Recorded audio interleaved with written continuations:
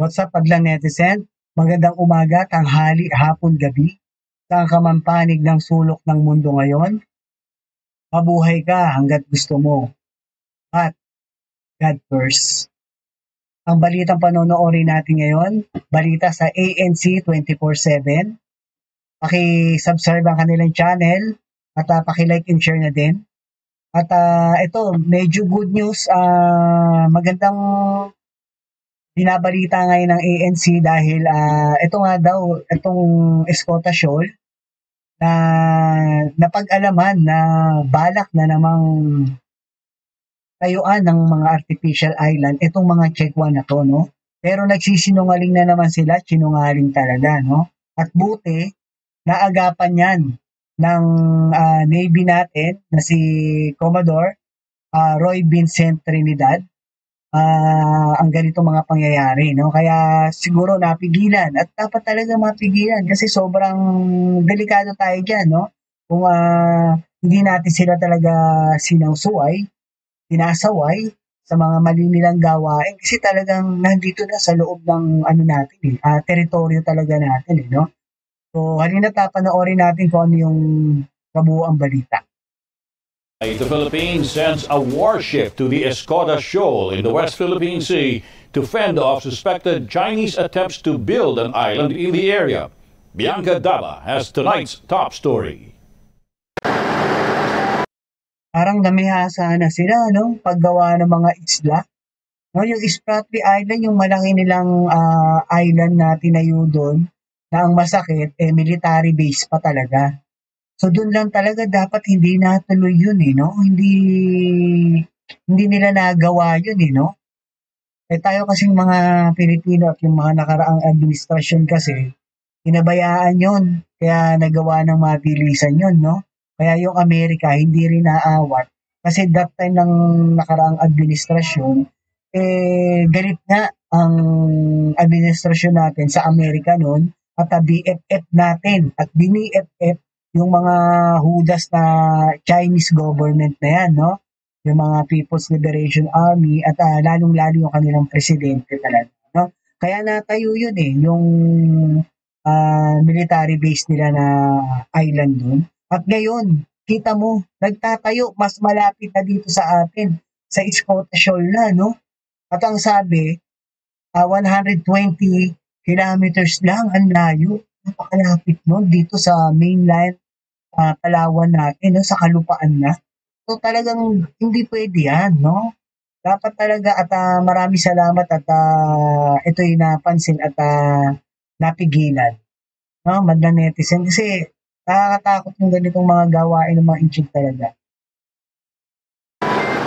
The Philippine Navy has deployed a warship to Escota Shoal or Sabina Shoal amid reports that China was moving to reclaim the area situated within... Buti talaga, Navy na yung pinadala ng ating bansa, no? Kasi pagka puro mga PSG na tapos ang liliit na barko pa, nakakainis, no? Nasa loob tayo ng teritoryo natin, makikita natin, winawater cannon tayo. Hindi lang yung mga maliliit na bangka, no?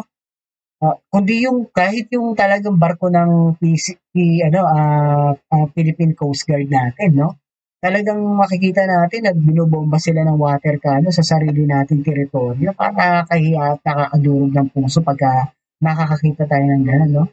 So, panoorin uli natin tong mga ginagawa ng Chekwa na to. The Philippines' exclusive economic zone. Escota Shoal is just 75 nautical miles or around 120 kilometers off the coast of mainland Palawan. Ang lapit nun. 120 kilometers, di ba? Talagang dapat nga yan, kinukumpronta na yan. No? Sinungaling naman. At ayan, pasisinungalingan nila sigurado. Navy spokesperson for the West Philippine Sea, Commodore Roy Vincent Trinidad, said they have not monitored any activity in the area in the past few days. Navy has increased its patrols in Sabina Shoal, and for the past good number of days, we have had one warship stationed in the area. This is to ensure that whoever is doing...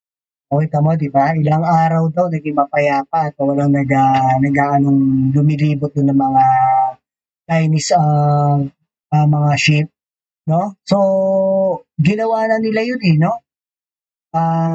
Sinira na nila yung mga corals natin at pakikiramdaman ng mga yun kung ano yung magiging reaction natin. So, ganun lang ginagawa noon. Ngayon, kung wala tayong palag at parang dead pa lang sa atin yun, tutuloy nila yan. No? Yun nga lang, may mali rin tayo no? Dapat kasi, nandun pa lang sila, tinitignan na natin kung ano yung sa ilalim, na kung anong ginagawa nila. Total, nandun naman sila sa EEZ natin, di ba? Exclusive Economic Zone natin. Atin yun. Dapat nga tinataboy talaga natin sila palabas.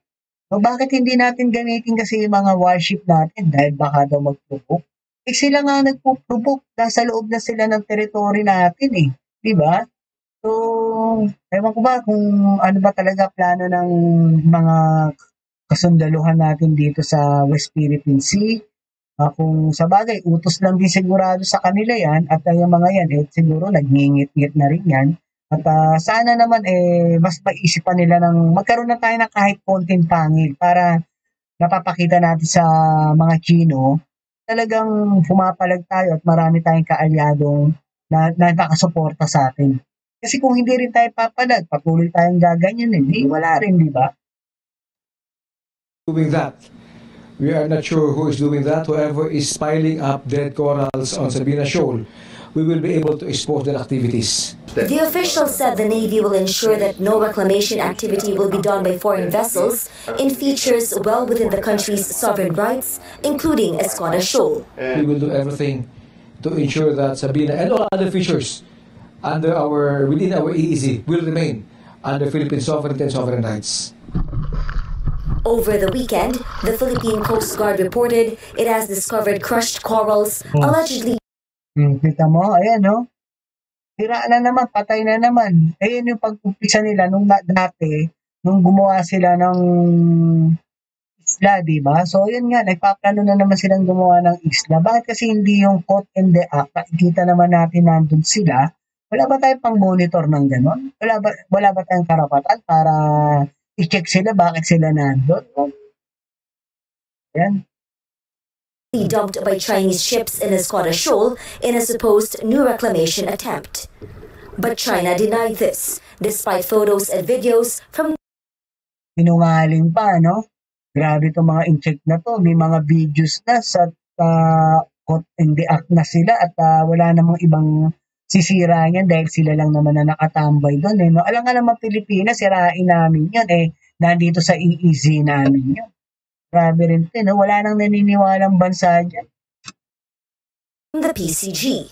In a press briefing in Beijing on Monday, Chinese Foreign Ministry spokesperson Wang Wenbin accused the Philippines of spreading rumors in a supposed attempt to rumors. Ang kapal ng mukha rin nito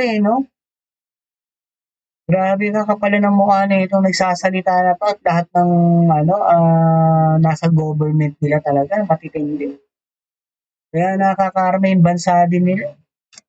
smear China and mislead the international community. But PCG spokesperson for the West Philippine Sea Commodore J. Tariala maintained their findings were properly documented and cannot be simply dismissed as disinformation. The PCG Doon lang din naman papupunta yan. Diplomat protest lang, Ang kapal na nun, sigurado. Ilang buwan pa lang yun. Wala pang half year. Or palagi, this year, Grabe. Noong nakarang taon, nag-start din yan. Mga banda October siguro, Pang ganyan-ganyan. Pero ngayon, grabe, puro diplomat protest tayo na mas nagiging matindi pa yung ginagawang reaksyon ng China, Dapat yan kasi yung nagpatupad ng batas dyan, yung UNCLOS, sila dapat yung nagsusuway dyan o sila rin yung nagpapatrol. Meron din sana silang ganon. Kapag alam nilang kapulisan sa dagat ng batas ng yung UNCLOS nga, di ba? Nakita nilang may mga mali at nasa territory ka na ng hindi na sa'yo. Sila na mismo yung batas na magsasaway, Hindi yung kagaya natin na tayo magsasaway, ang lalaki nga ng barko nila.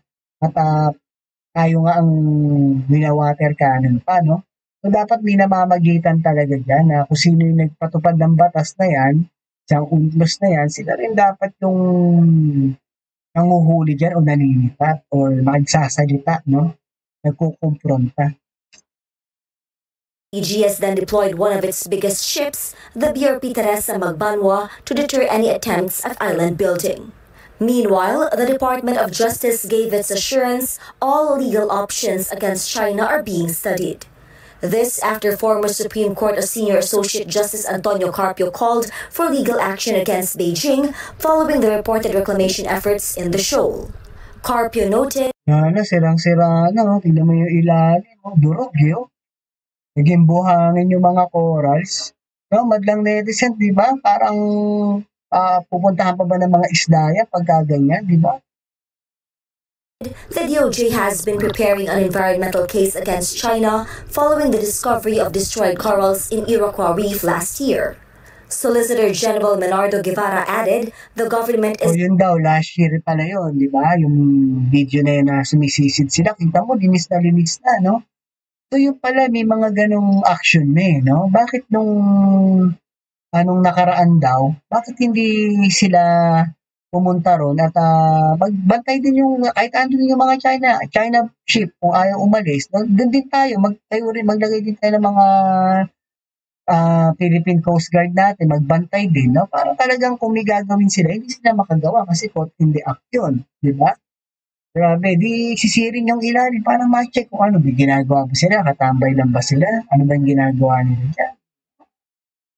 Wala kasi ang nangyayari pag andyan yung mga ship ng China tayo, imbis na nandyan din, maalis, baliktad. is not limiting its legal options against Beijing to the filing of an environmental case. Bianca Dava, ABS-CBN News. Okay, madlang netizen, maraming salamat po sa pagsalo niyo sa panonood sa akin, pagbibigay ng opinion, reaction, criticism, at madlang netizen, baka naman pwede rin po makahingi ng subscription sa inyo, paki-like and share na rin, para whenever nagagawa tayo ng ganitong klaseng video o balita, ma-notify po kayo, no? At maraming salamat po, napakalaking tulong po sa ating channel, no? At salamat din sa ating kasundaluhan sa Navy na talagang naagapan to, no? Kasi malapit na no? Sa Escota Shoal, no? 120 kilometer miles lang ang layo. Papunta dito sa ating mainland kalupaan ng Palawan. Grabe, kung natayuan nila yan ng maliit, magtutuloy-tuloy yan. Tapos hindi na naman maaawat. Ang masakit, wala na. Talagang, andyan na sa lugar natin, no? Konting hakbang lang Kaya na talaga tayong paulanan. Ng kung ano mang gusto nilang gawin sa atin, magagawa na nila. Maraming salamat sa mga kasundulan din. Kahit papaano, sigurado, gigil na rin yung mga yan, kaso pigil lang. Dahil, pero merong iniintay pa ang ating bansa na mga kagamitan, no? So hanggang sa muli po, si Tio Pain po ito, ang nagsasabing, life is short, be happy, and world peace. Salamat po.